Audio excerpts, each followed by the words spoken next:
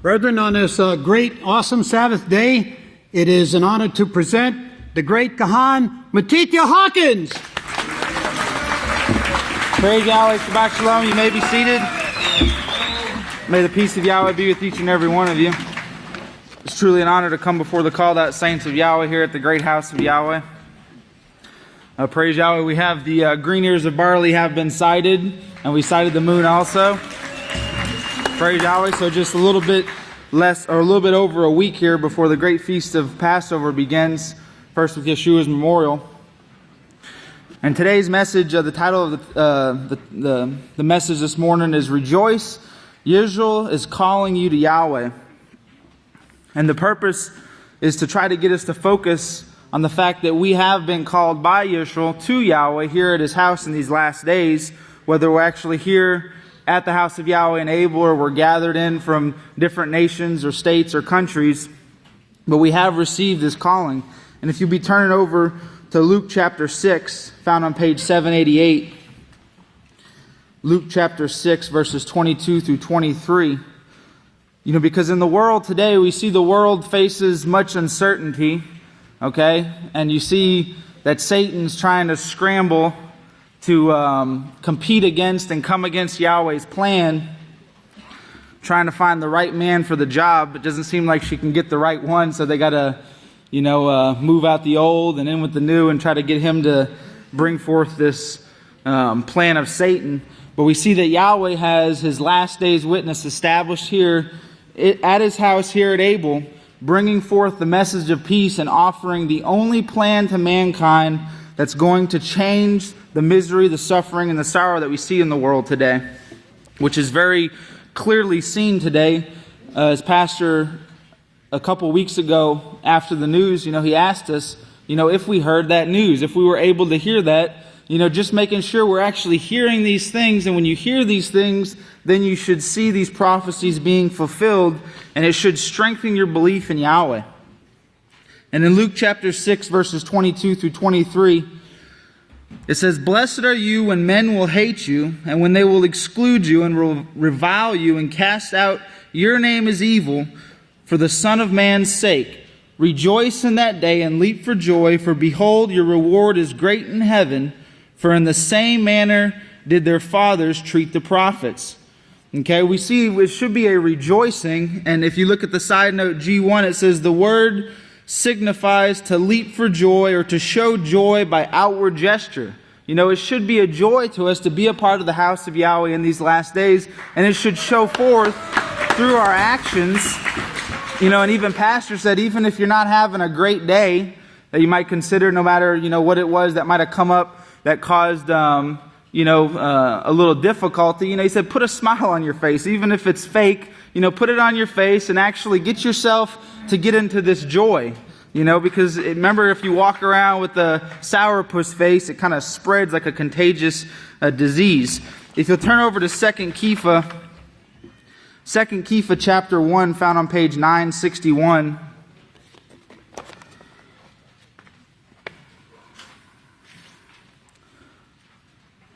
And it should be a joyful thing.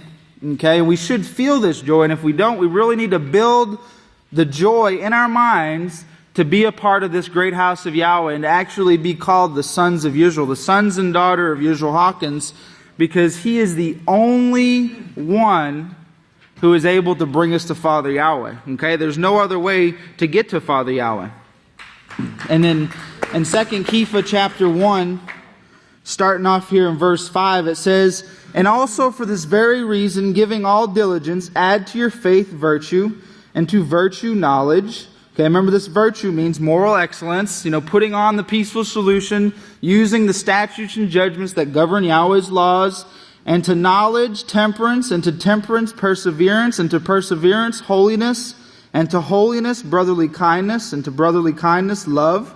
Okay, remember 1 Yochanan 5 verse 3, this is the love of Yahweh, that you would keep His laws. For if these things are in you and abound, they cause you to be neither barren nor unfruitful in the knowledge of our King, Yeshua Messiah. But he who lacks these things is blind and cannot see afar off, and has forgotten that he was purged from his old sins. Therefore, my brothers, be all the more diligent to make your calling and election sure, for if you do these things, you will never fall. And in this way, an entrance into the everlasting kingdom of our King and Savior, Yeshua Messiah, will be abundantly supplied to you. Okay, if we look at this word call in verse 10, this is a Greek word 28:21, and it actually is an invitation. Okay, it's actually an invitation that we're given here to Yahweh's house. Okay, and who is the one, in order for invitation to go out, there has to be one sending out the invitations. Well, this has always been done in these last days by one man, and that's Yisrayl Hawkins. Okay, he is the one that's inviting us to Yahweh, to Yahweh's family, actually calling us in. And in the new newsletter here, this most recent issue, the March 2013 issue, it says, the world is just now seeing the horrible results of sin. And we see here on page 11, we see this continual invitation, not just to us who are here, who've been called in these last days, but also to the entire world, that everyone, no matter where they are or who they may be, has an opportunity to partake in this salvation. Okay, to actually come to Yahweh's house to gather in. Even those who aren't able to come here physically, now due to the increase of technology in the world, it's able to broadcast out to them, live, and they're able to actually partake of that golden oil as it's being poured out. And here on page 11 of this newsletter, Pastor says, this message of the kingdom of Yahweh is being made available to all nations at this time from the chief of the nations. And this is fulfilling the prophecy in Deuteronomy 12:5, saying to seek the habitation of your father, and also in Matthew 6:33, but seek you first the kingdom of Yahweh and his righteousness, and all these things will be added to you. And then Pastor ends the letter, he says, pack your bags and come. There is room for everyone. Bring a Bible, or better still, bring the book of Yahweh. Come prepared to learn what has been taught for almost 2,000 years. Plan to stay the whole 8 days. There will be plenty of food for abundant living. If the all-out nuclear wars break out while we learn Yahweh's way at the feast, plan on not returning to the rebellious world. May Yahweh bless you, understand, love, true love, Yisrayl Hawkins. So we see this invitation continues to go out to the world. This is the same invitation that we receive. This is why we're here. Or why we're listening, or why we're a part of the house of Yahweh, because we were invited by Yisrayl Hawkins to be brought to Yahweh. And if you'll turn over to Matthew chapter 22, Matthew chapter 22 on page 749.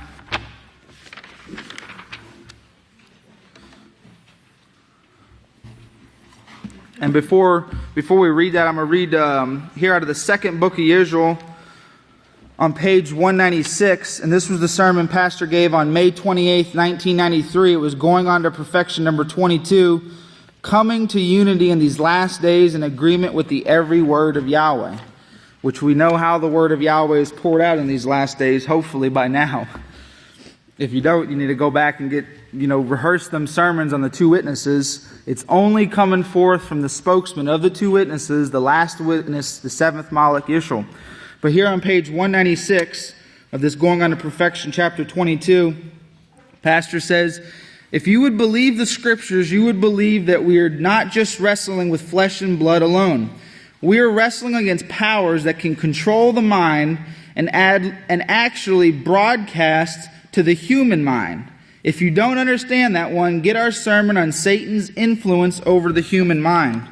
And this is where this... in the Search of the Savior booklet, Pastor said recently to go over the teachings he brought on Malachi Martin's writings.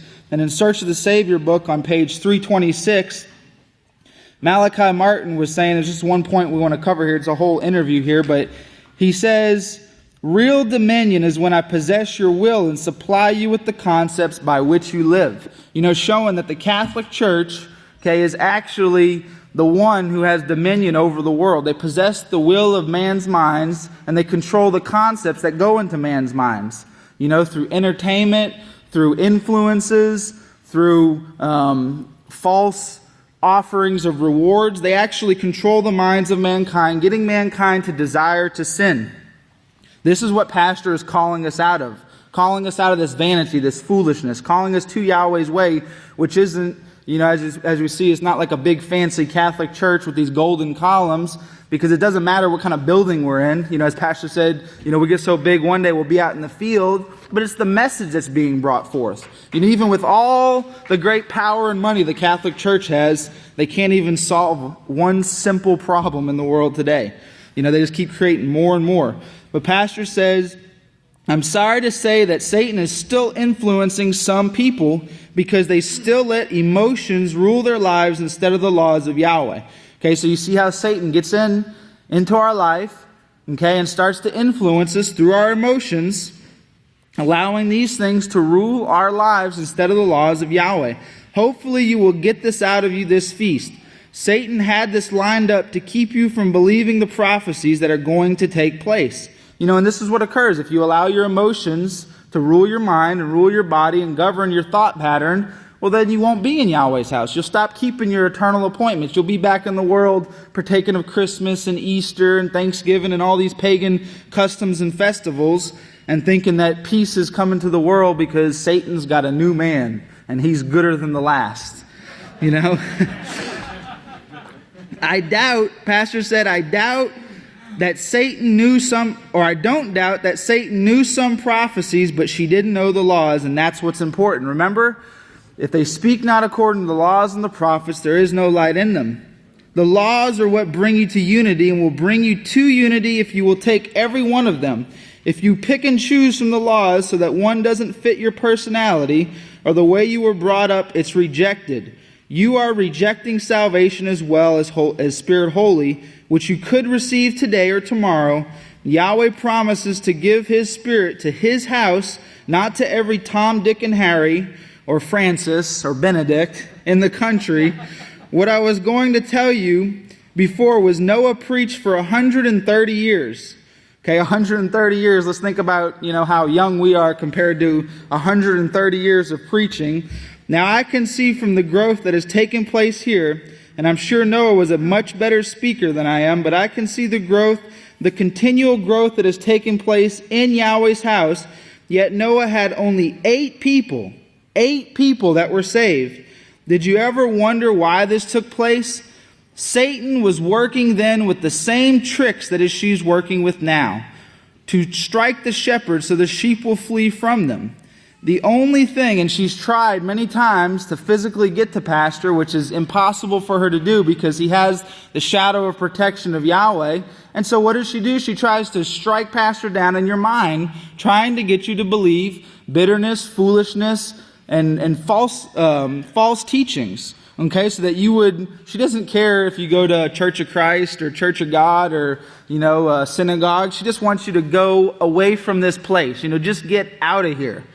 As they said before, they just want us out of this county.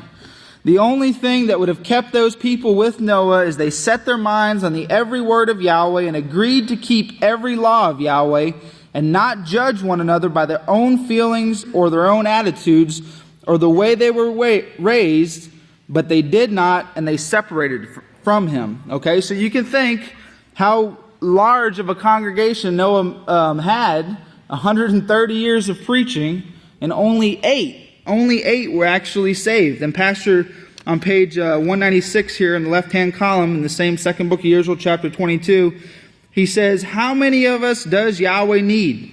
He can certainly use all of you if you want to unite yourself with Yahweh.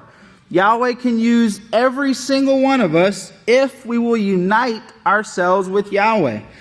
He knows what He needs. And remember what He said in Deuteronomy 12:5, seek the habitation. That's where you begin that uniting process. That's where you learn that unity. That's where the laws of Yahweh are taught, from the one sent. He knows what He needs, and He knows what He's got already and how close you are to receiving Spirit Holy that's going to be poured out.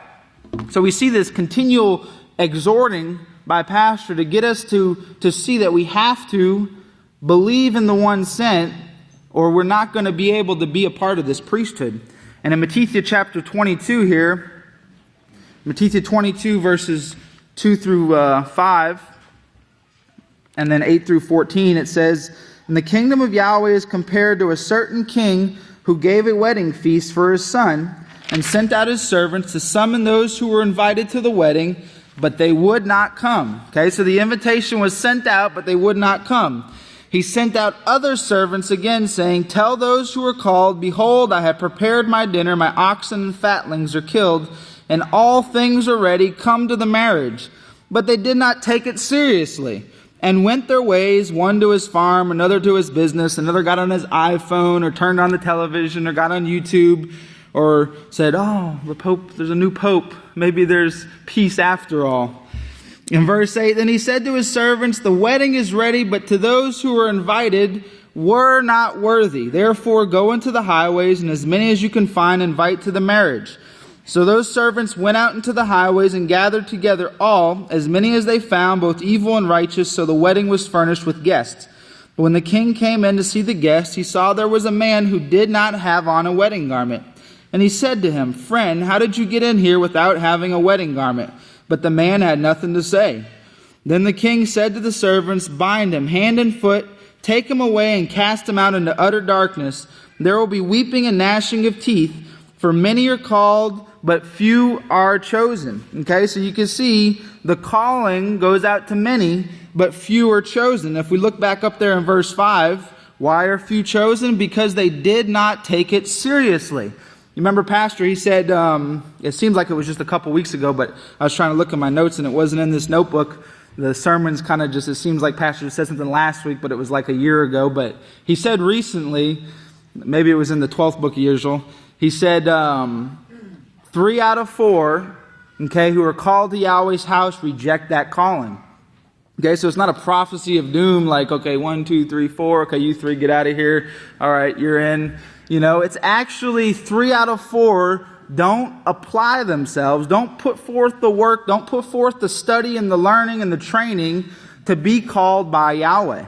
Okay, so it's not like it's just, well, I must be one of the 3, you know. What can I do about it? I'm just prophesied for doom. No, we have the opportunity, and if we get to it here, Pastor shows us that we all have the opportunity to be a part of this great kingdom. If you'll be turning over to Proverbs chapter 14. Proverbs chapter 14. Remember, Yahweh says he called the simple, the foolish ones, to confound the wise. You know, Yahweh has called us to his house through his servant Yisrayl, that we would be able to obtain this priesthood, but we're only going to do it if we come into unity with the one sent. You know, and this should be our rejoicing. This should be our joy day to day.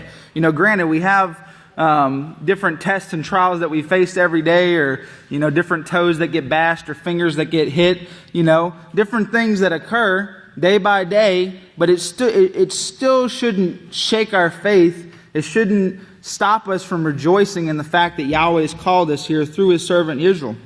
And we should continue building on that. As the great deacon said a couple weeks ago, you know, build on that positive. Find that positive thing and build on it. And don't worry about the negativity. You know, because that's where Satan comes in with those negative emotions, trying to get you to, oh man, I must be one of the 3. In Proverbs chapter 14, verse 23, on page 505, it says, in all labor there is gain, but mere talk leads to poverty. Okay? In all labor there is gain. So you actually have to work. You have to work out your own salvation, as the prophecy said, in order to gain this. Okay? And if you hold your place there in Proverbs and turn over to Ecclesiastes chapter 9, which is just on page 523, kind of re-emphasizes this point here. In Ecclesiastes chapter 9, verse 10, it says, this is on page 523, whatever your hand finds to do, do it with all your might.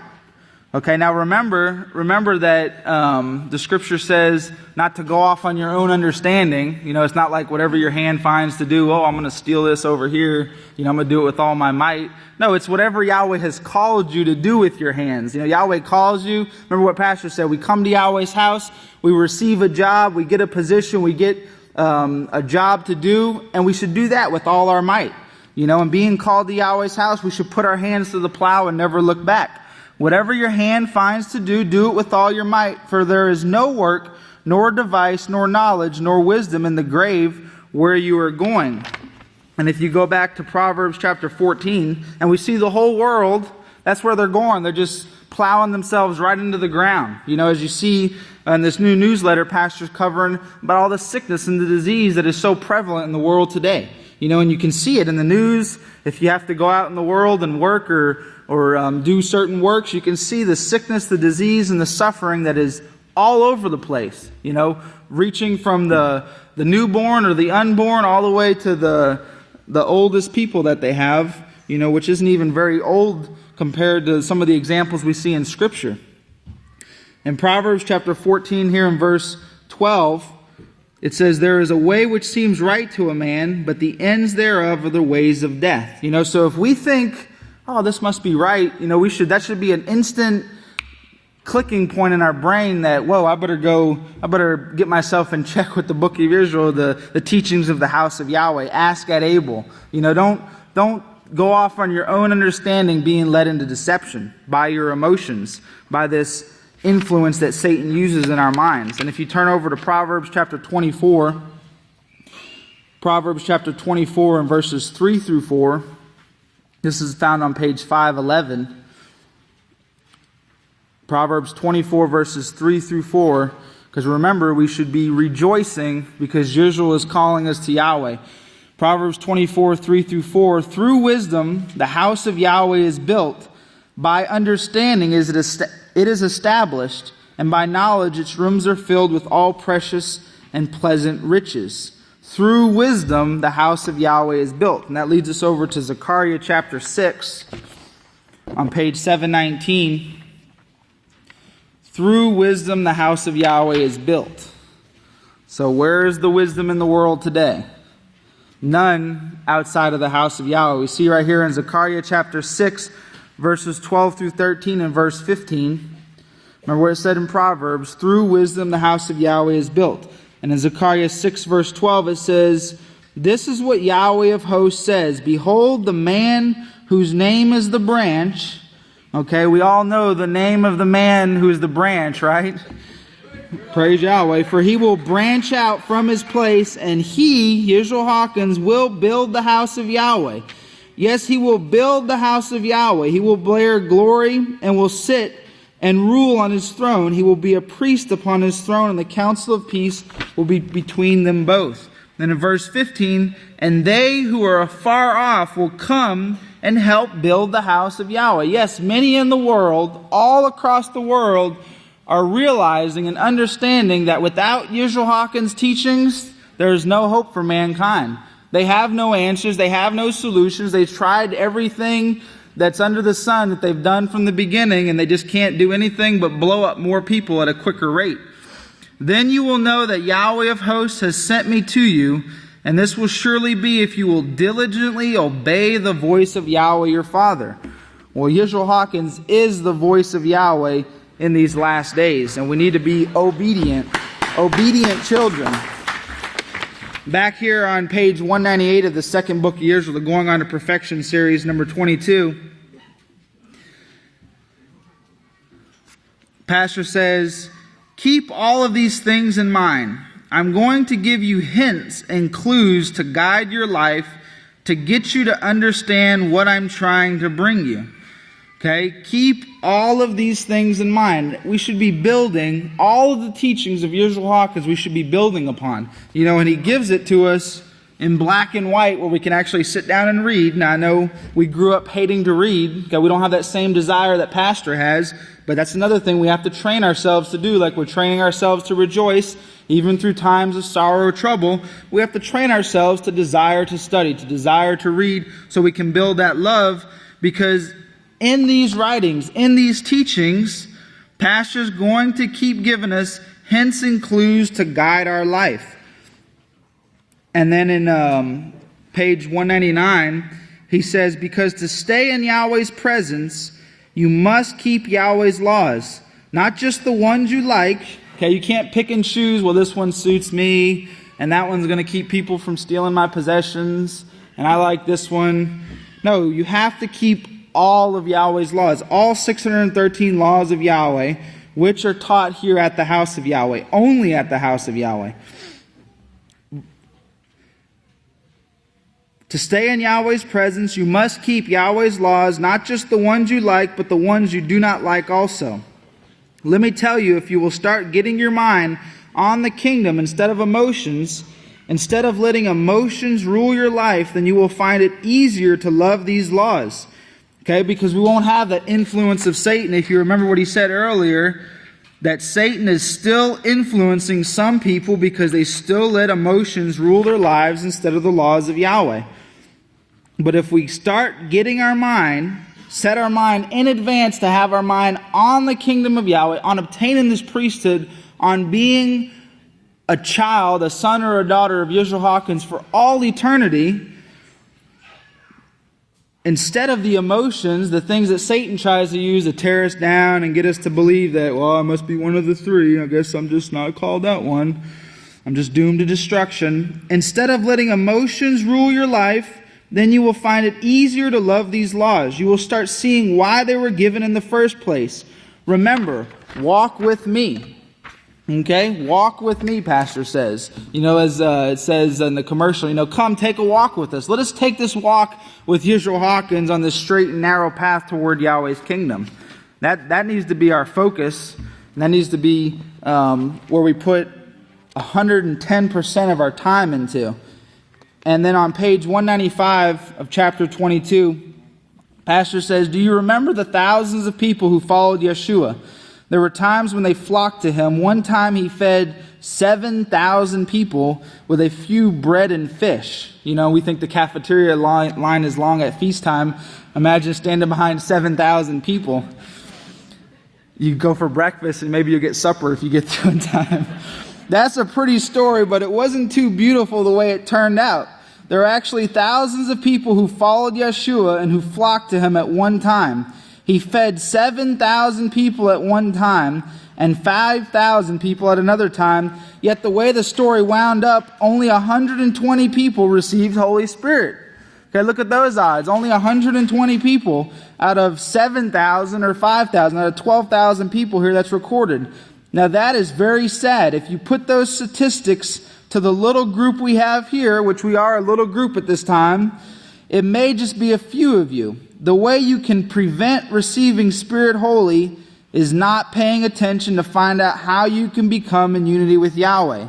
Okay, how do we not pay attention? Pastors told us how to pay attention. Okay, we don't pay attention when we come to services just with ourselves. We're supposed to have our sidekick companions at services, our book of Yahweh, our notebook, and our pen or our pencil, or something to take notes with. We have to actually work. You can't just come to services, sit down, find a seat that's maybe more comfortable than the others, take a nap, and think that it's just Spirit Holy is just going to pour into your mind, and you become righteous. Instant salvation. If that were the case, we wouldn't be a little group. We'd be lined up to I-20 trying to get in the sanctuary here. But we see here, Pastor says that we can prevent receiving Spirit Holy by not paying attention to find out how we can be in unity with Yahweh. Then you walk out of here, and remember what Pastor said the last time he spoke. He said, coming in unity with Yahweh is 100% obedience to Yisrayl Hawkins. That is what coming in unity with Yahweh is. Then you'll walk out of here with empty heads and without Holy Spirit of Yahweh. If we could all pay attention to what is going on in these sermons and set our lives in agreement with Yahweh, Holy Spirit could be poured out before we leave this campground. Praise Yahweh. And for my closing scripture, if you go over to Hebrews chapter 6 on page 946, on Hebrews chapter 6 and verse 9, we need to be very diligent in these last days to heed the voice of Yahweh. Okay, very diligent, because times, as we see in the world, things aren't getting any better. The new pope isn't going to make things any better. If anything, it's going to get real worse really fast. Hebrews chapter 6, verse 9 through 12 on page 946. But beloved, we are confident of better things concerning you, indeed things that accompany salvation, though we speak in this way. For Yahweh is not unrighteous. He will not forget your work and labor of love. Your work. Okay, remember what Yeshua said, behold, I come to give every man according to his works. He will not forget your work and labor of love, which you have shown toward his name, and that you have ministered to the saints and do minister. Okay, and remember, whatever job we take in the house of Yahweh, whatever thing we do, we're part of bringing forth this work. So we have to actually put forth the effort in this work. Even sitting in class has been brought up many times before. Sitting in the classes and learning is actually a part of doing the work of Yahweh. And you can't keep the Sabbath day holy without it. And we want each of you to show the same diligence to the full assurance of hope until the end, in order that you do not become slothful, lazy, disinterested, not taking things seriously, but followers, imitators. We have to actually follow and imitate the ways of Yahweh, which are following the one sent, following Yisrayl Hawkins, imitating him, of those who, through faith and patience, inherit the promises. And Yahweh bless you, brothers and sisters. May Yahweh bless your Sabbath. And if you all please stand, at this time I'll turn it over to the great Kahan, Zephaniah Hawkins. Shalom, everyone. May the peace of Yahweh be with each and every one of you. Please be seated. We have a lot of stories this morning, but we start with, I think, a pretty funny one, that they're going to open they call it Bar Church in Abelin. And they go to this really seedy bar, and they're going to the Church of Southern Hills Baptist Church is going to hold services inside this bar. And what's funny is the preacher says some people have had bad experiences with churches, so that's why they're going to do this. So I was thinking, well, people have had bad experiences with bars too, so now you can have the worst of both worlds. And but they treat this seriously, and they call the idea intriguing. You have to see how bad this bar is to see how ridiculous this story is, but they call it intriguing, and they call the man who had the idea a visionary. And if you notice, the visionary is speaking with a slur, so I think he's... They're not telling anyone to overindulge, and they're not telling anyone to quit. They're just telling them to get, he says, full of Jesus. And I was thinking, there's not too many things people tell you they're full of, but that's one of them. And then they have a nice story about processed meat increasing the risk of certain diseases by 70%. What's interesting about this story is they say that they've done these stories before, but they said that it might not be the meat, it might be the unhealthy lifestyles. And it says because people who eat processed meat tend to live unhealthy lifestyles, which is exactly what the pastor says, because the unprocessed meat makes you sin more. So they took that factor out, and it still causes a 70% increase in death by certain diseases. And then we have a Carnival cruise ship stuck 1 month after another one. And then 48 people dead, hundreds injured after what they say is the worst pharmaceutical disaster in decades. And this isn't the worst, it's just the worst they can't blame on something else. And CBS News is powered by pharmaceuticals. That's where they get all their money. But they're not really going after pharmaceuticals here. They're going after compounding companies that are kind of moving in on the pharmaceutical companies. They're getting into their territory, so they want to stop that. Then we have a Vatican financial scandal and the mafia's involvement in the Vatican Bank. And they say the bank is so secret, even international regulators can't get into it. And what's interesting is even the cardinals can't get into it. And this supports what Pastor said before about the Rockefellers owning the Vatican. And it also shows you the position of the Herodians in this system, because they're the ones with the money. The tycoons, as one of the cons brought out. Then J.P. Morgan loses $6.8 billion and lies about it. And then for the first time, North Korea has threatened a preemptive nuclear strike against the U.S., and they've also declared that the armistice is over, the ceasefire, and the U.S. is going to deploy 14 more nuclear missile interceptors in Alaska and California at a cost of $1 billion. So this is a serious threat. So let's play the news. Pay close attention. What you're about to see is Bible prophecy being fulfilled.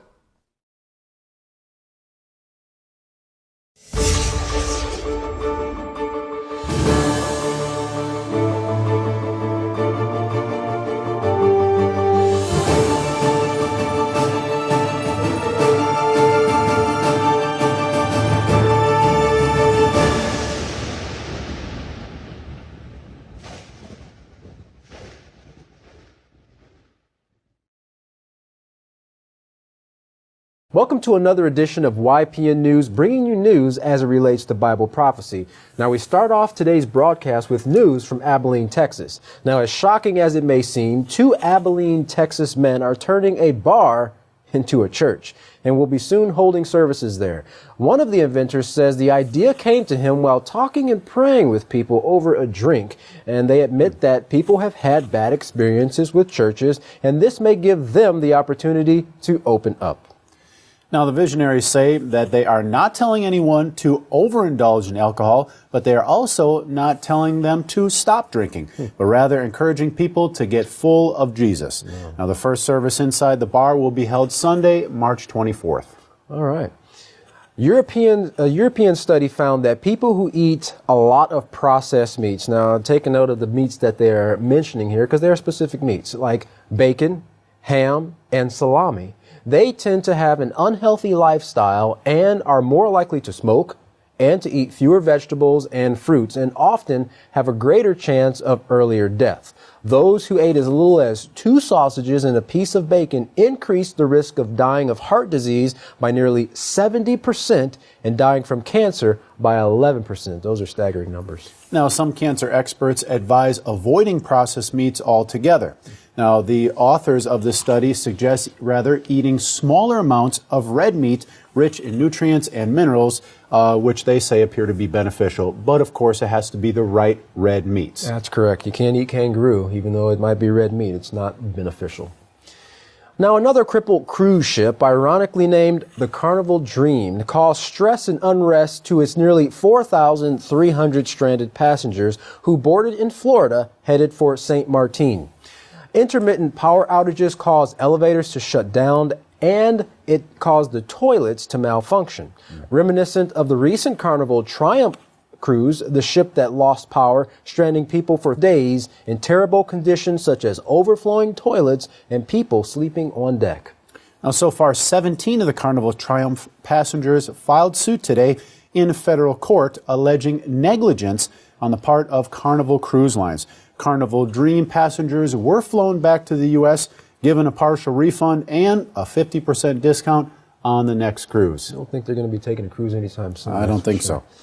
Now, next we turn our focus to Larry McGee, who has our story on the largest pharmaceutical disaster in the past 10 years. Larry, what's the status on this so far? 48 people are dead and hundreds are receiving treatment after one of the worst pharmaceutical incidents in recent history.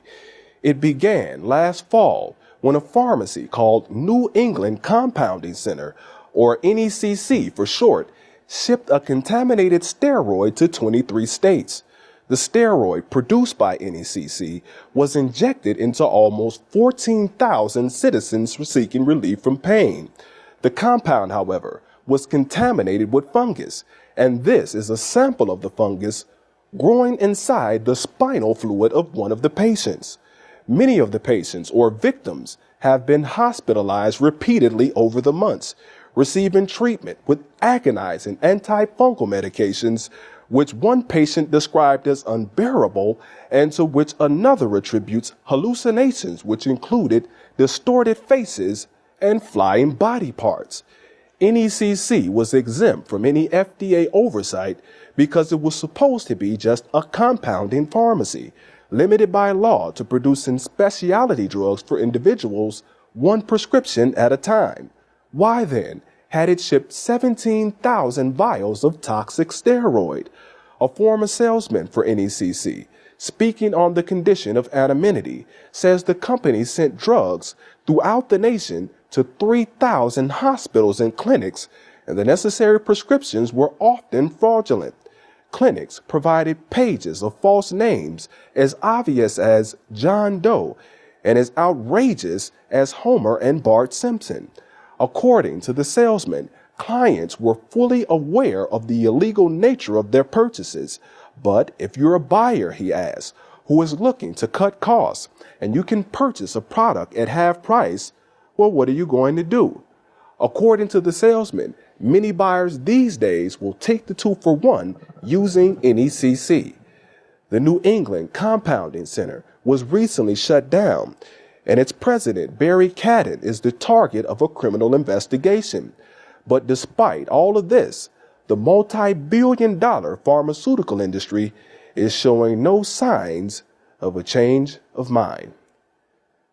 For YPN News, I'm Larry McGee. Katan Jeff, back to you. Appreciate your report, Larry. Unsettling. Yes, most definitely. Now, a little farther east in Europe, the Vatican is more than the world's largest religious institution. It's a business in trouble. Backroom financial scandals at Vatican Inc., such as the secret accounts held at the Vatican Bank who serve as priests, employees, and various church departments. An Italian court investigating the bank found some accounts had been used for money laundering, bribe money to political parties in Italy, and even mafia-related activities. Now, the European Union insisted the bank open its accounts to public scrutiny, and when it was too slow in doing so, the bank's credit card facilities were shut down, and tourists and visitors were not allowed to use plastic to purchase their tickets to the Sistine Chapel. Now, $30 million of Vatican money in Italian banks was seized and only released when the church promised to reform. Still, the bank keeps many of its matters private, and even South African Cardinal Wilfred Napiers, who sits on the committee that is supposed to sign off on the Vatican's book, says even he cannot get the information he needs. Even former Pope Benedict issued a papal edict to try to get the bank to modernize, but it's still secretive and remains one of the major issues the new pope will have to face. Well, during the Great Recession, banks were deemed too big to fail. But as we learned then, when big banks make dumb mistakes, the fall guy can be the American taxpayer. Now, that's why Congress and the FBI are investigating a massive blunder by J.P. Morgan Chase. That's right. Last May, J.P. Morgan said a series of bad trades cost it $2 billion. But 6 days later, it said it was $3 billion. In July, the bank admitted to $5.8 billion. Yes, in October, it reported that it had actually lost $6.2 billion of its own money. Boy, how quickly things change.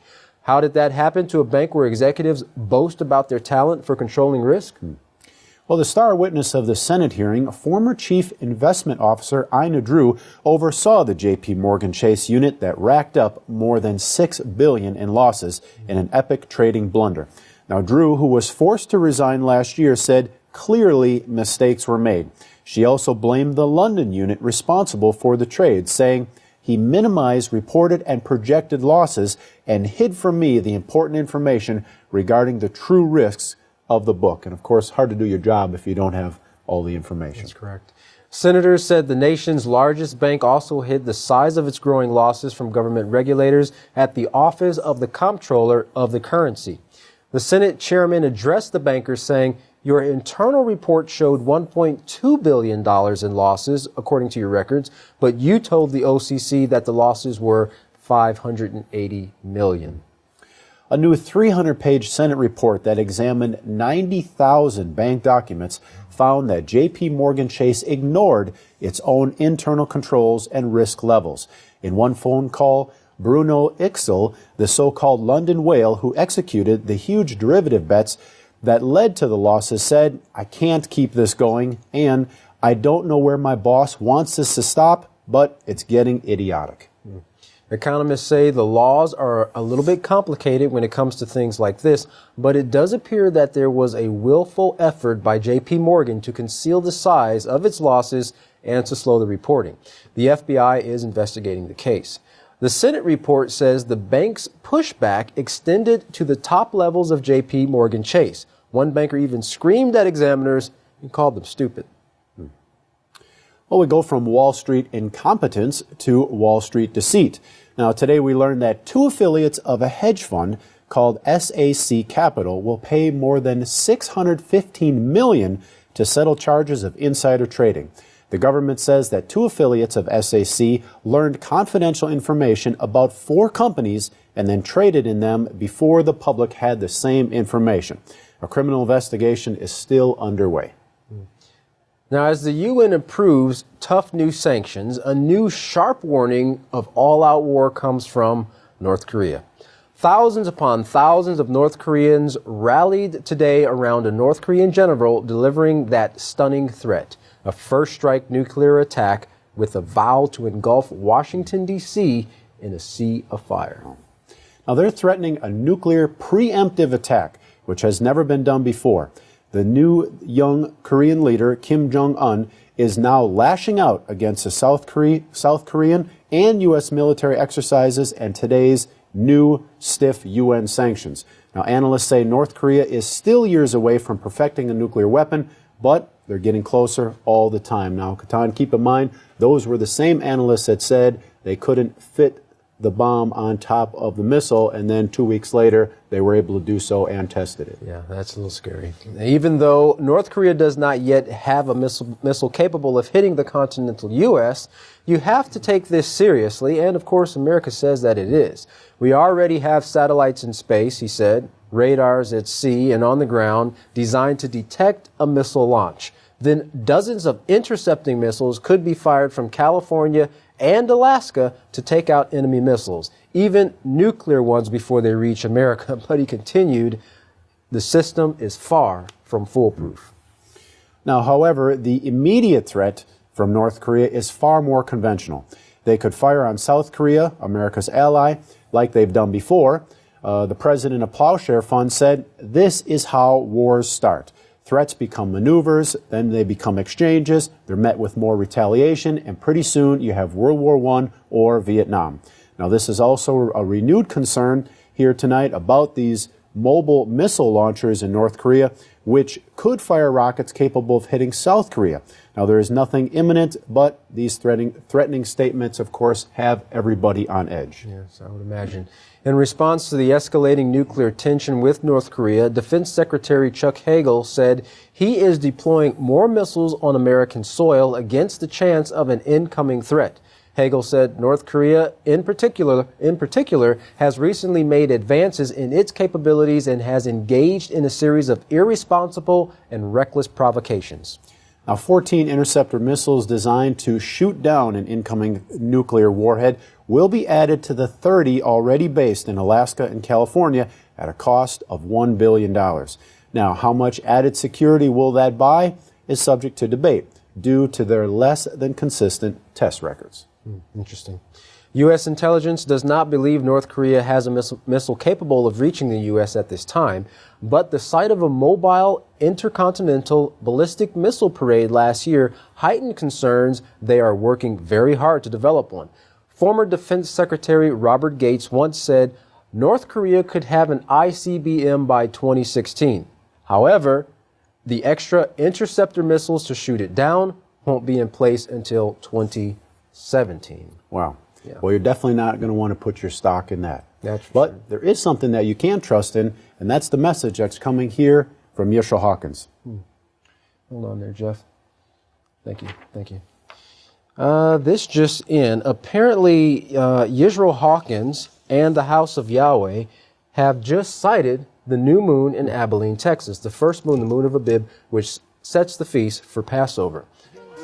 And I think, Katan, I think they're coming in with the video right now.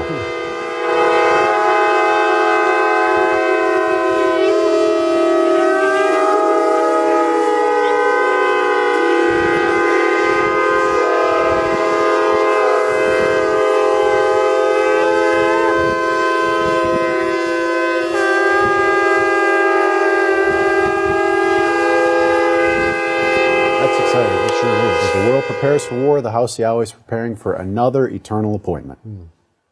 Now, if you haven't already, you can write the House of Yahweh to request your free copy of the Prophetic Word magazine or the monthly newsletter by writing the House of Yahweh P.O. Box 2498, Abilene, Texas 79604. Or you can call them at 1-800-613-9494.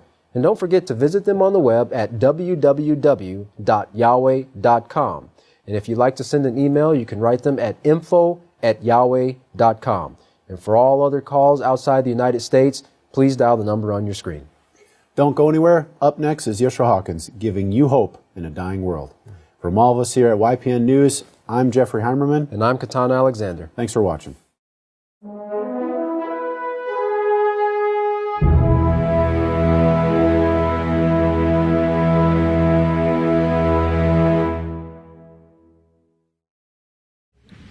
Everyone please stand. The greatest teacher in the world, the great Kohan Yisrayl Hawkins! Shalom, everyone!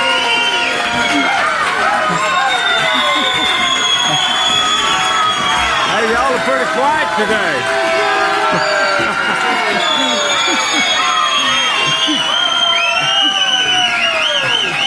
Keep it up. Come on, come on.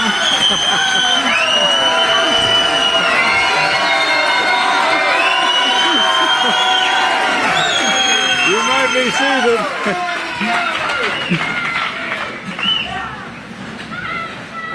We may be little, but we're loud, aren't we?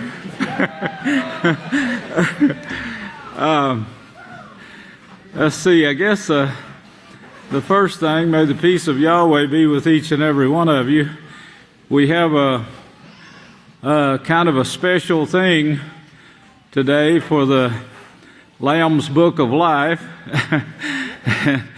I know it's been mentioned several times, the book that is being written about us, each and every one of us, and of course your names, Yahweh says, is in that book, and Yeshua, of course, our high priest, is the one that's seeing to it that this book is written, and we'll have access to that book one day, and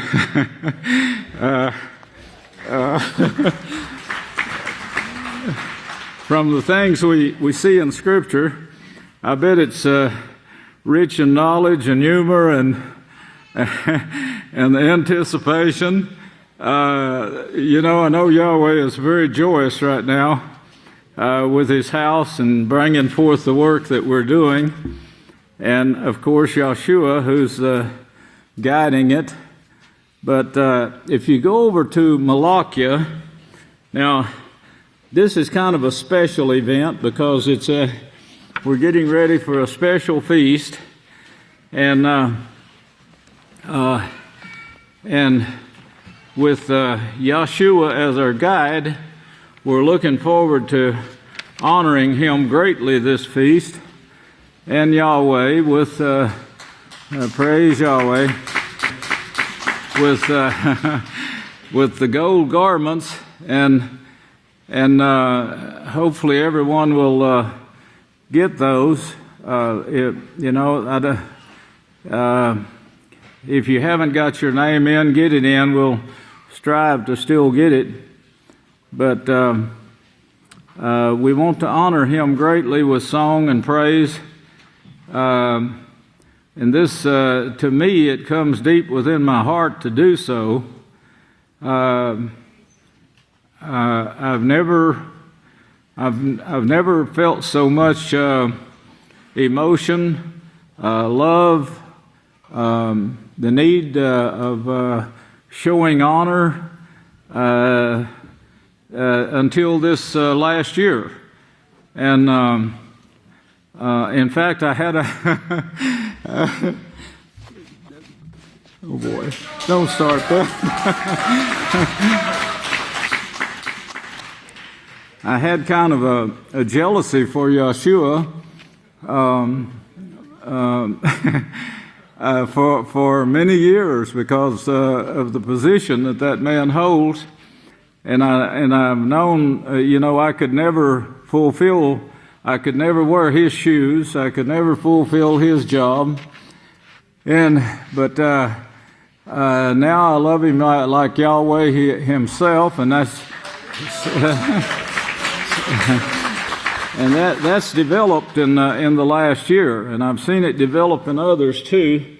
And I see the love for each other, because He says you can't hate somebody else and love me. You show your love for me through those that I call to the house, and of course my love has grown there.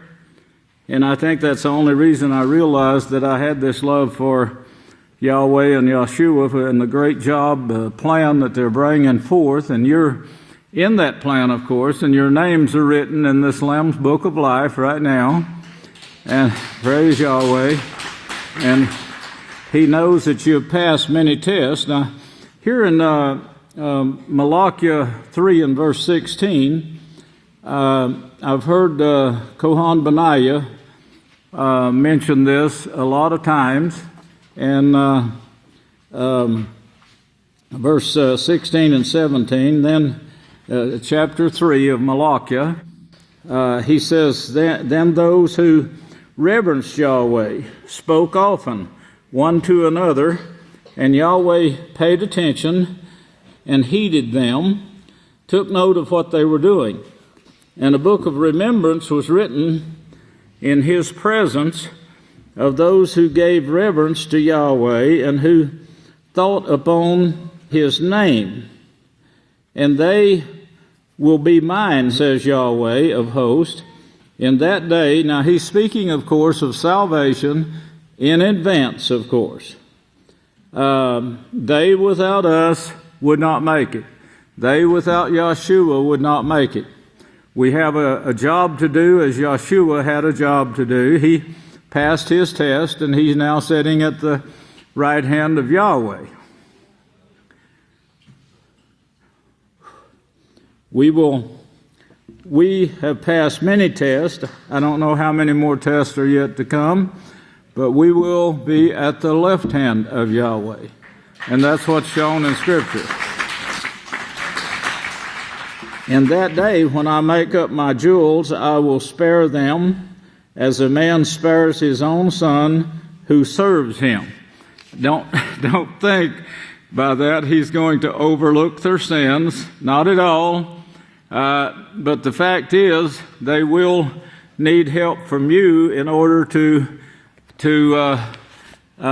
finish this salvation. There's never been any salvation given except to Yahshua, and that's certain, but it's not real yet. And of course, Scripture shows you yourselves are going to we're the finishing work that brings together this salvation, and we'll all receive it together. And anyway, that's another sermon, but many other sermons. But you've heard me bring bits and pieces about it, like the gold. I don't think I'm going to bring any sermons on gold because we have a lot of people here plan on giving sermons. And I think the sermons that I've heard about, the scriptures they're using, I think they're going to be great. The women have several sermons that they're going to be bringing. Don't miss any of them. They're really great, what I've heard about so far. And so do the men, the young priests, and so forth about the gold. So I'm going to wait. If there's anything left out, well, I'll bring it later. But I don't think it'll be left out from what I see now. But Revelation 17, continuing with this book now, and the record, it's a record of what's going on in the house today. And of course, this afternoon being a very special event, Yahweh chose this and brought it about to where everyone in the house of Yahweh, at least here today, and in fact everyone is involved because the whole world is asking for these. That is, all over the world we have people asking for these, and we're in the team. I call it the sewing factory, but they've been in a frenzy this week and trying, working long hours. And then today everyone will be involved in actually finishing holy garments, men and women on both sides. Praise Yahweh. What a wonderful blessing that is. Blessings come in so many ways, in the house. Yesterday, someone called, and there's this frantic too. Their dress had been sent back, or something was wrong with it, and they couldn't get it. Something was wrong. I can't remember the details. And they were crying and screaming at the same time. And I said, well, what a blessing that is. Just think of what a blessing that is. You got to experience this. And And I said, now, what's your solution? What'd you come up with? What are you going to do to get the garment? I don't know. Well, I gave them a simple solution, and they said, oh, okay, praise Yahweh. But it comes in a lot of different ways, and of course today, springing this on you today and saying we're going to cancel classes and we're going to work. Wow.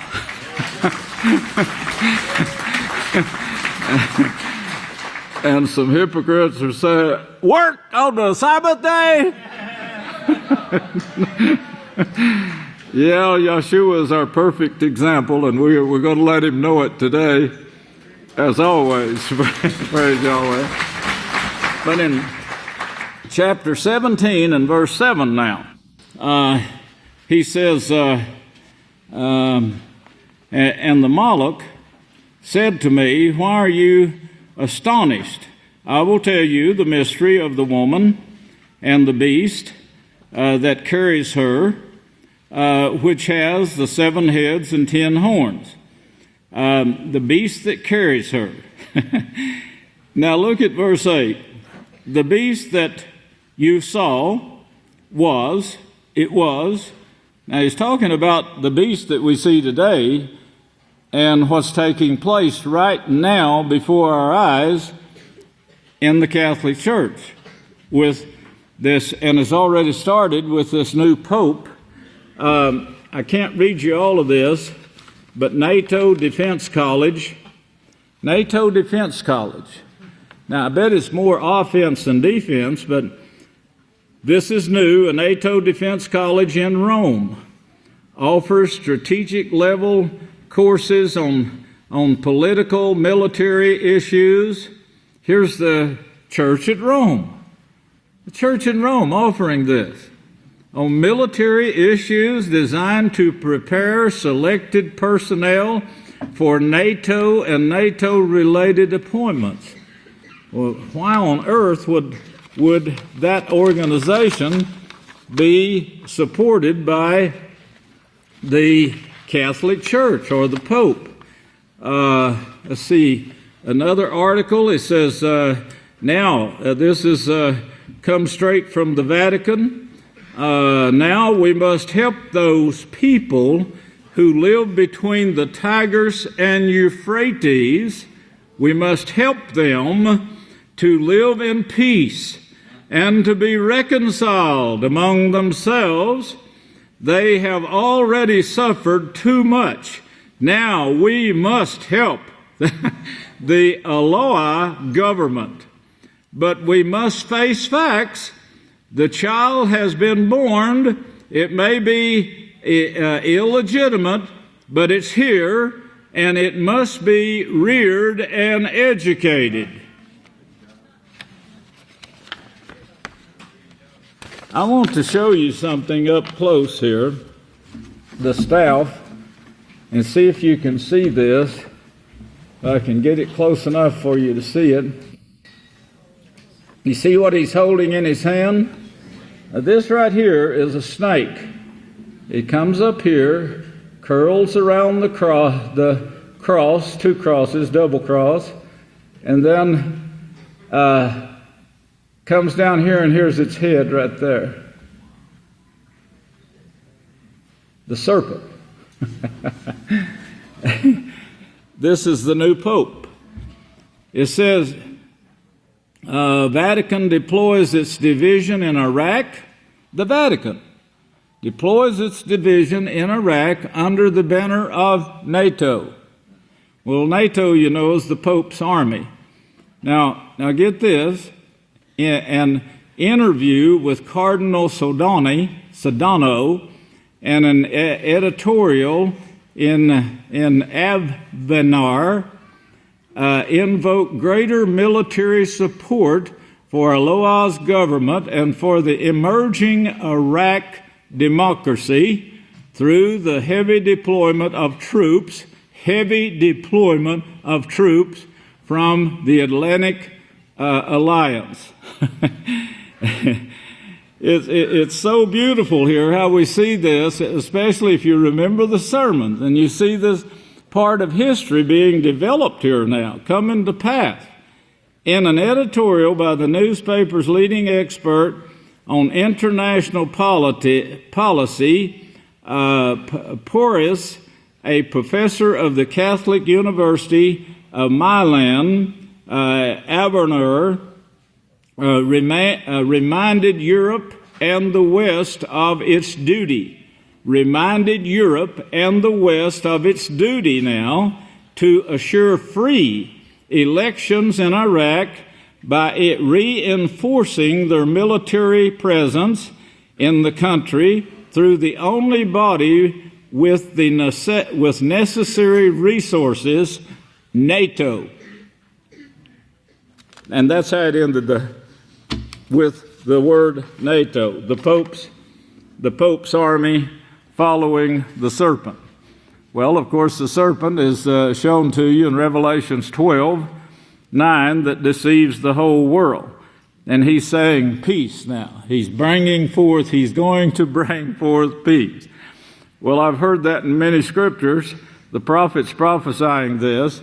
Well, now here in verse 8, 17, verse 8, he says, the beast that was. Well, of course, if you remember the beast that Daniel showed us, and I spoke on that last time I spoke, a kingdom that was divided, a kingdom divided. And Yeshua said they can't stand. The kingdom divided cannot stand.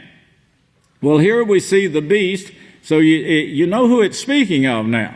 It's not speaking of something new. It's speaking of something that was prophesied of old.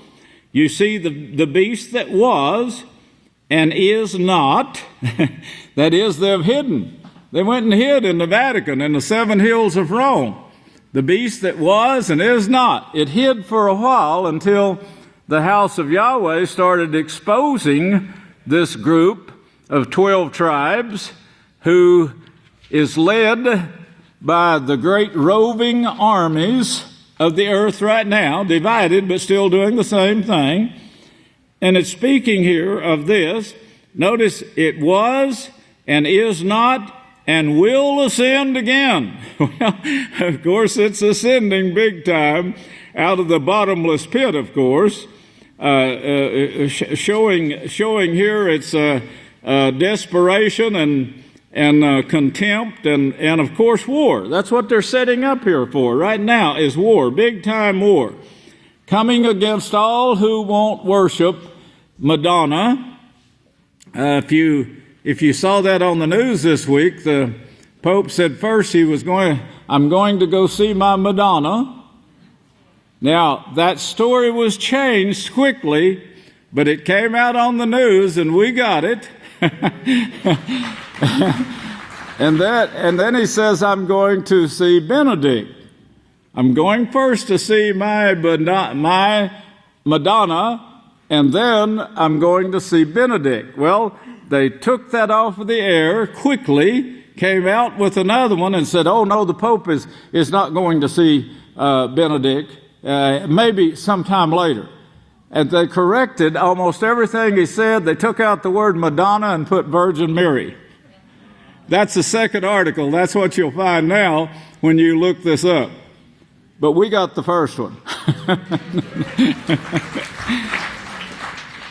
The bottomless pit, and go into perdition, and those who dwell upon the earth will wonder whose names are not written in the book of life.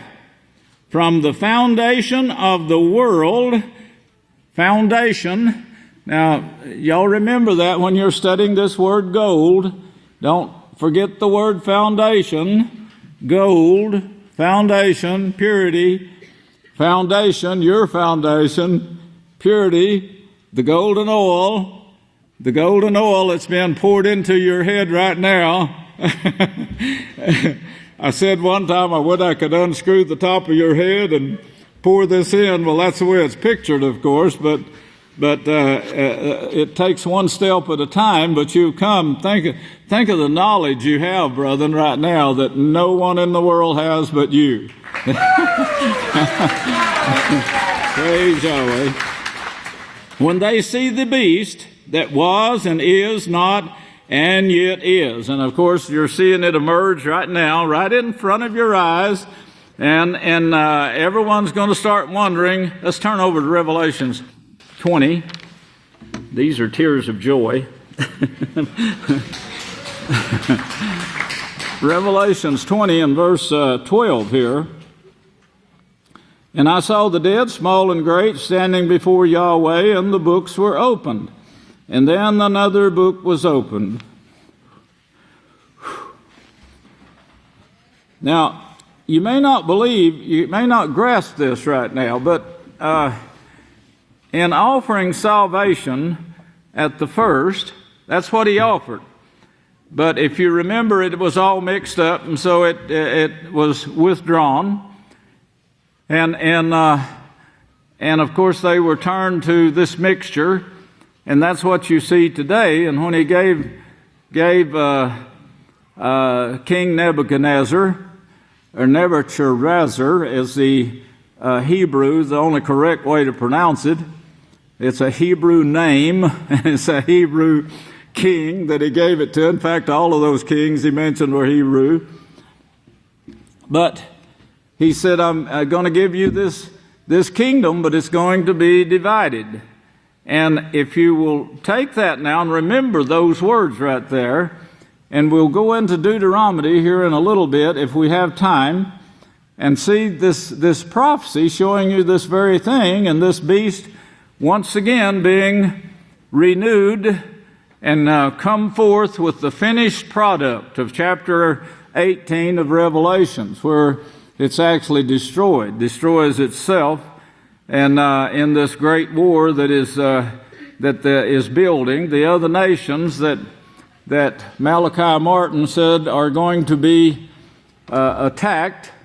He knew this would be nuclear war, and that's what everyone is getting ready for. And he said it's a three-way battle here, kind of a three-way battle between the Pope, United States, and Russia. That's the ones he named.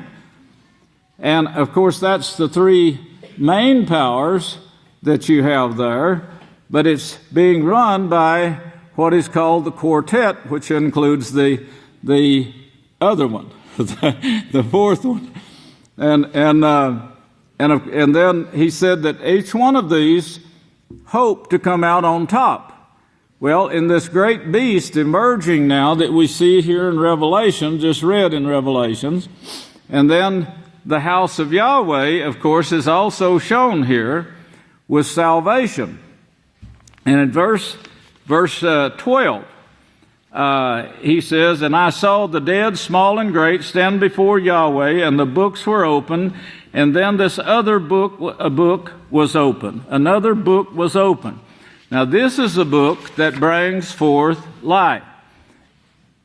Never before. It's promised throughout the Holy Scriptures. Those who sought for it, worked for it, and everything, they're looking forward to this time period when they will be resurrected, and here will come the salvation to them, brought, brethren, by this last work that Yahshua is doing right now. This other book, another book was opened, which is the book of life, the book of life. And that is finally going to be given. What was promised in the beginning will finally be given in this work. So all of this work that is prophesied, that we're now living the last part of here, the whole book of Yahweh, from Genesis through Revelations, talks of this one thing. What we're finishing, what we're bringing forth the finish of right now in these last days. So here you see this given, and here the book of life. This is of the Lamb, our high priest and king, who is told to behold this last work, which means to hold, to help, to guide, to teach, to inspire. Everything is given there. And the dead were judged out of those things which are written in the books according to their works. According to their works. We want to go on here. And the sea gave up the dead which were in them. Death and Sheol gave up the dead, delivered up the dead which were in them, and they were judged, every man according to their works. Death and Sheol was cast into the fire. This is the second death. And whosoever was not found written in the book of life. The book of life. The book of life is the book of the Lamb only. That's it.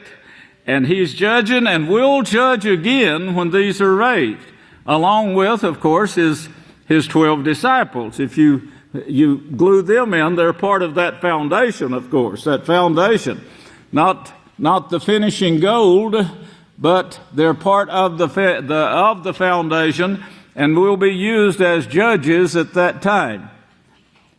Was cast into, those that were not found written in the Lamb's book of life is cast into the fire. That is the second death. The second death has no resurrection. Look on over to Revelations, 21 now. And let's start with verse 8. 21 verse 8. But the fearful and unbelieving, the abominable. Now get that word unbelieving. Because if you classify in this, there's no such thing as an unbeliever. You choose what you want to follow. And of course that shows what you want to believe. You believe what you want to believe. If you want to believe that the earth was created by tadpoles, you can believe it. That's fine and dandy. It won't get you anywhere. It's kind of like the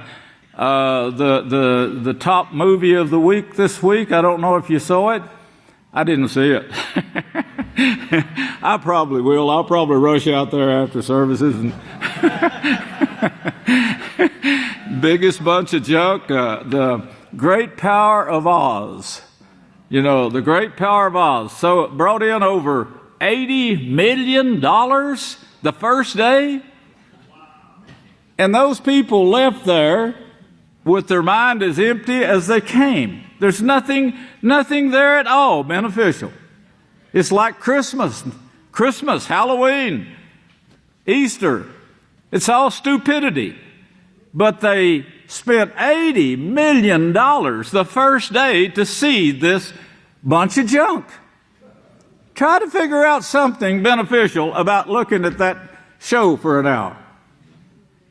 It's like going to see the what do they call the ball players? The highest ranking, the big show. I forgot what they call it. The World Series, I think it's called. The World Series. People plan all year long, save their money. They save their money for that. And they leave there maybe with a Coke in their hand. Nothing in their head, but a Coke in their hand, and spent all kinds of money to see this. For what? It's like picking up a rock and throwing it, or grabbing a handful of wind. What have you got there? And you leave there, your head is as empty as your hand. Now, you can also believe that Yahweh has a place for you in His house. And He created you for that reason. Then He writes a book to show you the way to that place and to have a part, an eternal position in the work that He is creating.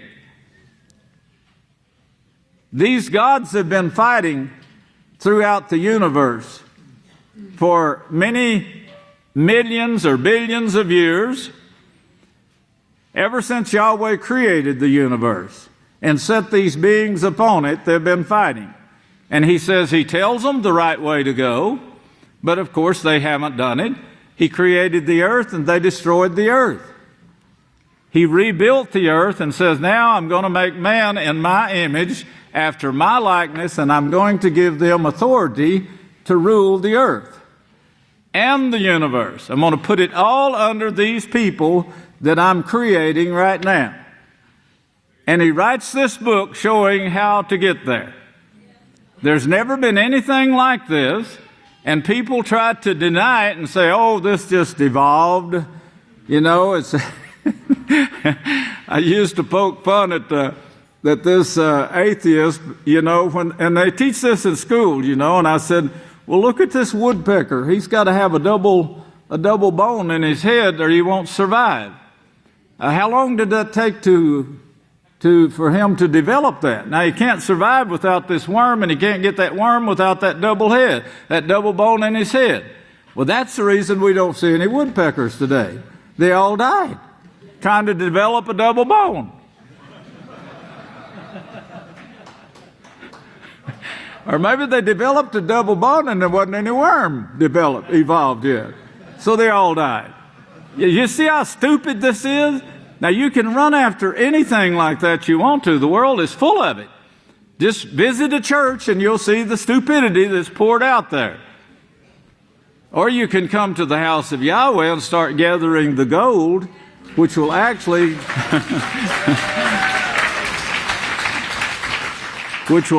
give you can choose that, and it will give you an eternal place in the kingdom where Yeshua says you won't be able to imagine all the blessings that will come forward there. And the wealth, even wealth, if that's as shallow as your mind is right now. What benefit is wealth? Can you store it up? You're going to take it with you to the grave? How would it benefit you there? If it's not used for the work of Yahweh, it's not beneficial at all. People on their dying bed are giving orders not to sell this property or that property, or to sell this property or that property. And never realizing what they're throwing away here. These are people with big money, and now the Catholic Church, with all of its gold, its own bank, and all of its fraud to try to get more gold, what will they do with it? It's all going to be destroyed. Every bit of it, along with them. And here is the judgment right here. The fearful and unbelieving, this is verse 8, but the fearful and unbelieving, those who don't want to believe Yahweh, those who chose to follow somebody that could hit a ball with a bat. Man, what intelligence that would take. Wow, he must have studied for a long time to be able to do something like this. To actually hit a ball with a bat. Man. And some of them use bigger bats. They call it a tennis racket. And they run back and forth, knocking that thing back and forth over a net. Think of the intelligence here and what they're building for. Wow! This must be really something specially righteous for them. It's like Halloween. And the preacher saying, well, in spite of the circumstances that brought this evil day about, it's still fun for the children. It makes me think of a person who's got the Peaceful Solution character education program, comes to services, and talks under his breath to his sons, running down this great wisdom that's coming from Yahweh, actually having it right here that he could take hold of and be teaching his children and saying, yes, we need that gold. Praise Yahweh. Well, anyway, back to verse 8. The fearful, the unbelieving, and the abominable, bearing forth the abominations, you know, Leviticus 11, Deuteronomy 14, Isaiah 65, all those scriptures, bringing forth abomination instead of drinking in the gold. The murderers, yes, they're getting ready to murder even more people and call it peace. We've got to bring peace to these people. They've suffered too much already. So let us get our armies and issue more armies in here, bring our ballistic missiles in here, and get ready to wipe them out. This will bring peace. That's what they've done ever since the world began, ever since he put man on the earth and they rejected his way. But a few, there was a woman here and a woman there, that Yahweh, that never left Yahweh, never stopped talking about Yahweh. And they brought down to us Yahshua, who put another woman in motion. And that woman brought forth 2 more women.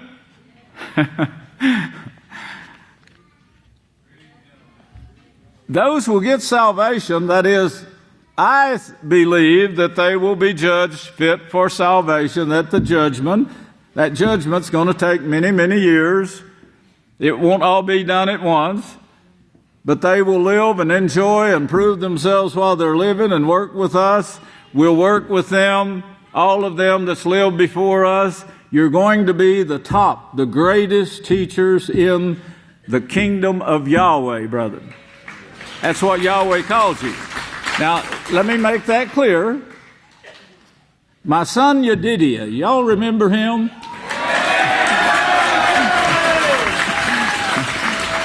He's the one that pointed that scripture out to me. And from then on, he started calling me the greatest teacher in the world. Well, I said, you know, Yahweh says he's going to take this spirit that he puts upon me, and what did he say he's going to do with it? So if I'm the greatest teacher in the world, this family of mine, my children, is going to be the greatest teachers in the universe.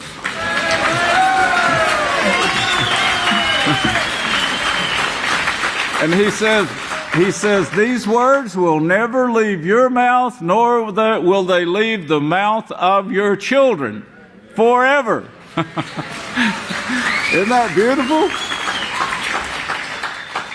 But the fearful and unbelieving, and the murderers, and the whoremongers, the sorcerers, and here you get if you notice the sorcery that is taking place here. I notice they're saying that the diabetes drug was causing inflammation of the pancreas, and even causing cancer of the pancreas. The pancreas is a little piece of meat behind your stomach that looks kind of like a tadpole, the shape of a tadpole, but it does a great job for your body.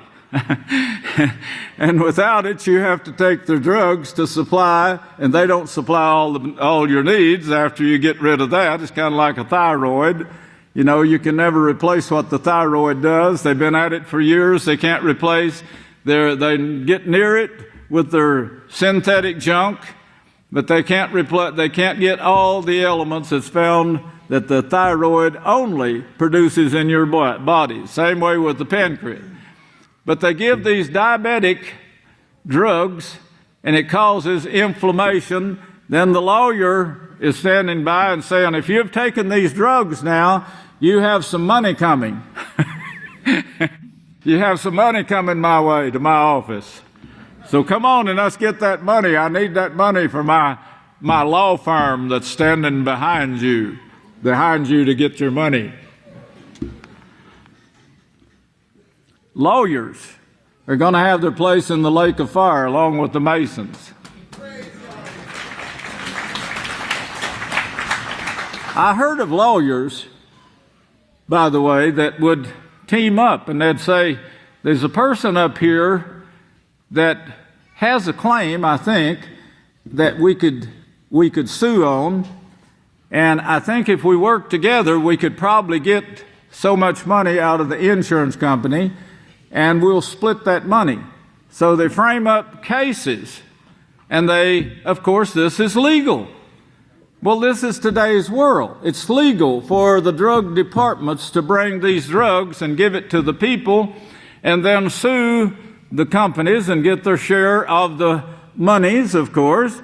All of this is a system, a beastly system that we see rising up again And now they're going to take, or they want to take full control of the world, bring this system alive again, and take full control of the whole world. That is their idea. But in doing so, Yahweh's prophets, well, why do we rely on Yahweh's prophets? Because their prophecies come to pass. That's why. Well, look here now, and keep that in mind, what I just said. But look here, the abominable, the murderers, the whoremongers, the sorcerers, the worshipers of gods, the Elohim, and all liars, all of these liars, they're all lying about everything. They lie about Christmas, Halloween, Easter to get your money, and they lie in court to get money. They frame lies. They frame lies to put people in jail and get them out of the way. Yes, this is done all the time. If that don't work, they try to shoot them, kill them, send their armies out to kill them. All of this is going on in this beautiful world with this man standing here looking like so pious with a snake in his hand, bringing forth this serpent, the beastly system, and Yahweh says it's rising up again right now, along with, of course, the work of Yahweh that will never end.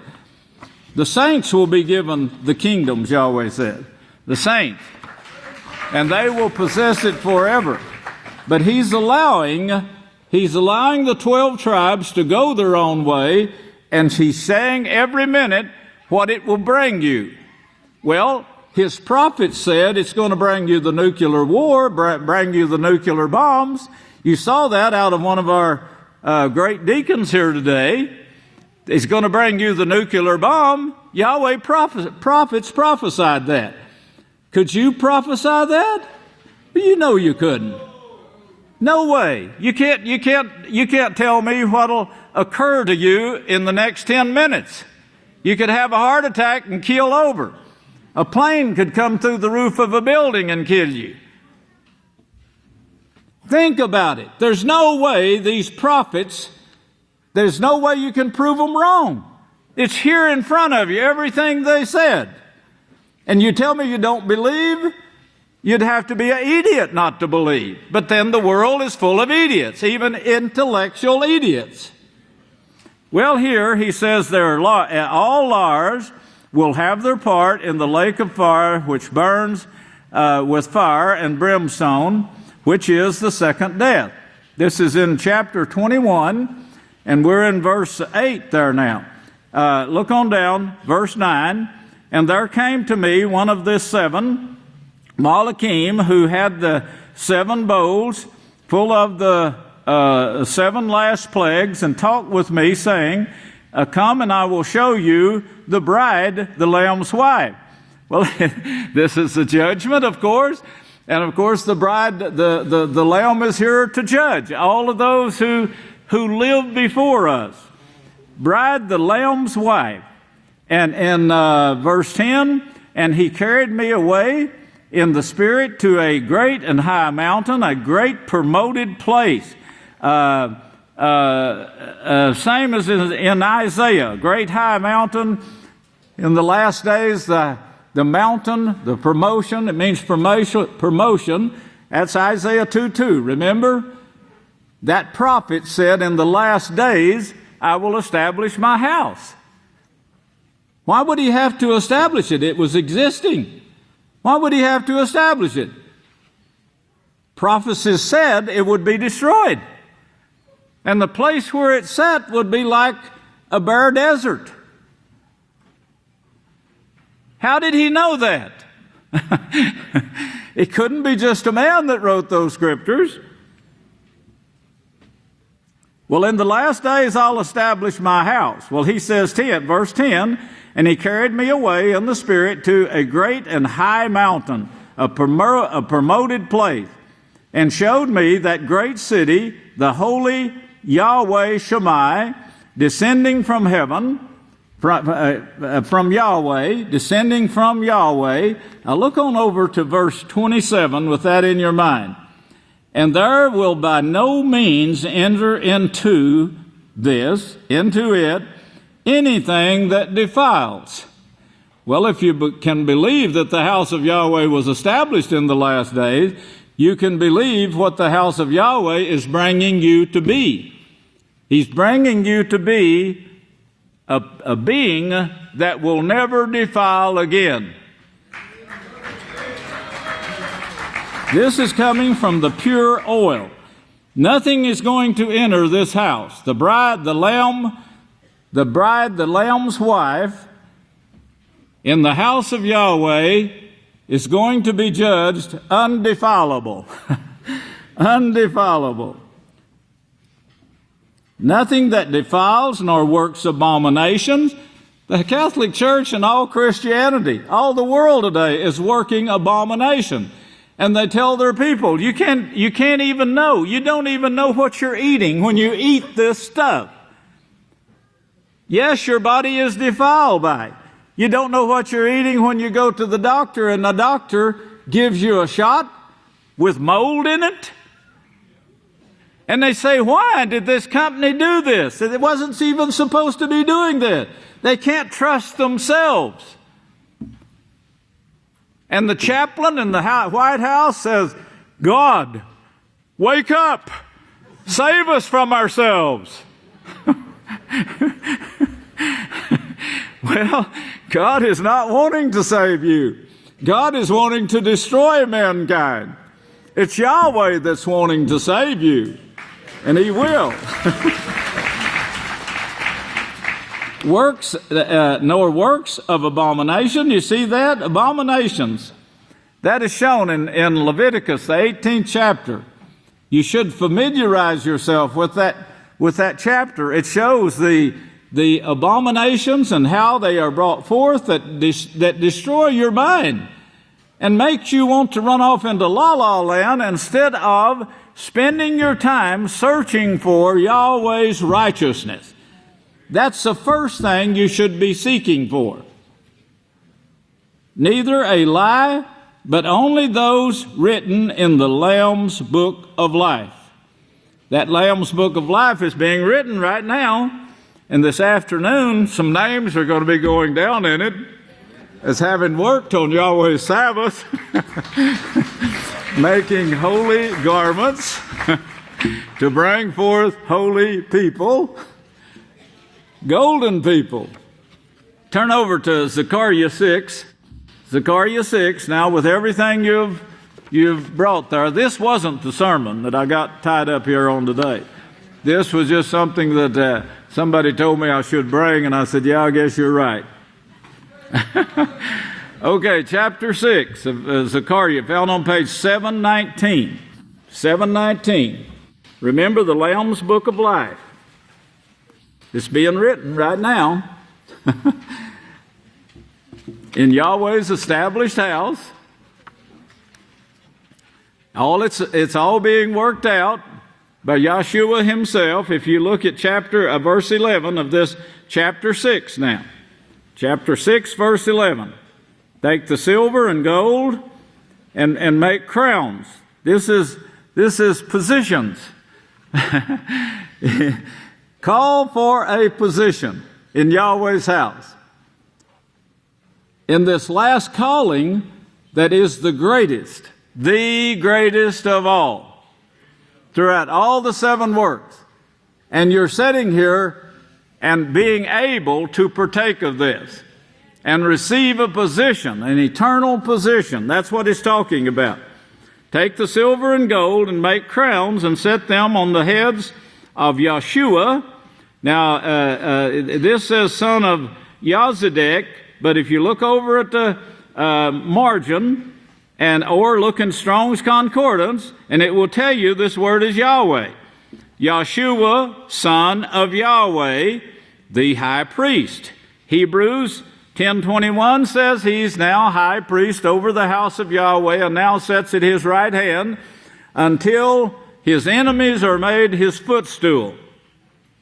So we see here now, in these last days, when the house of Yahweh is established in a Babylonian land not yet established, that was the United States, and drawn from the ends of the earth, which was Oklahoma.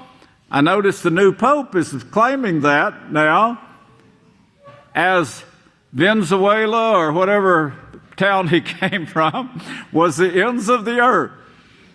Now, where he got that, I don't know. We can prove ours.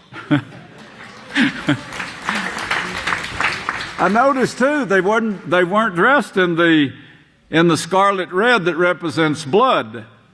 They're dressed in gold that represents peace. Of course, this is fake. It's all fake. Not the gold. The gold was real. But it's tarnished along with the rest of their abominations. It tarnishes the gold too. But notice it's Yahshua, son of Yahweh, the high priest. Now, he wasn't high priest before. It wasn't high priest when this was written, but a man actually came and died. He was put on a stake and killed, murdered by this beast that was, then disappeared, and now he's rising again. Resurrect the Roman Empire, the Holy Roman Empire. And this time we'll bring peace. Quote, we'll bring peace. Yeah. Bring our armies and our ballistic missiles and our nuclear bombs, and we'll bring peace to the earth. Well, speak to him. Speak to him and say, this is what Yahweh of hosts says. Behold, the man whose name is the branch. Behold him, speaking of the high priest, and saying to the high priest there, behold you. Look at this man. Look at this man sitting right over there. Look at this woman over here. You see that? Behold, here is the high priest, the great high priest that sits at the side of Yahweh right now, with a position for the rest of his family. The branch, for he will branch out from his place, and he will build the house of Yahweh. Wow. That means the house of Yahweh had to disappear. It had to be destroyed. Where was it for 2,000 years? Where was the book of Yahweh for 2,000 years? The Pope forbid, the same one that's supposed to bring peace now, forbid you to have a book of Yahweh or even a King James Version for 2,000 years. How did this man know this? You get it now? You understand that now? He will build a house of Yahweh. Couldn't even find the name when I was a child. But now he's going to build the house of Yahweh under the guidance of the Savior who died and became high priest, the Son of Yahweh. Yes. He will build the house of Yahweh. He will bear glory. He will sit and rule on his throne. He will be a priest upon his throne, and the counsel of peace will be between them both. Between me and the Savior Yahshua, our high priest. That's exactly what it's saying. Well, this afternoon, you're going to be a great part of history. This is going to be an exciting thing that Yahshua is putting in his book of life, written about us in these last days. We're going to set up tables, arms, sewing machines back here that all of you are going to bring that's got sewing machines or arms, ironing boards over here, not the men. The men's going to they're going to learn and teach everyone how to tie these seats.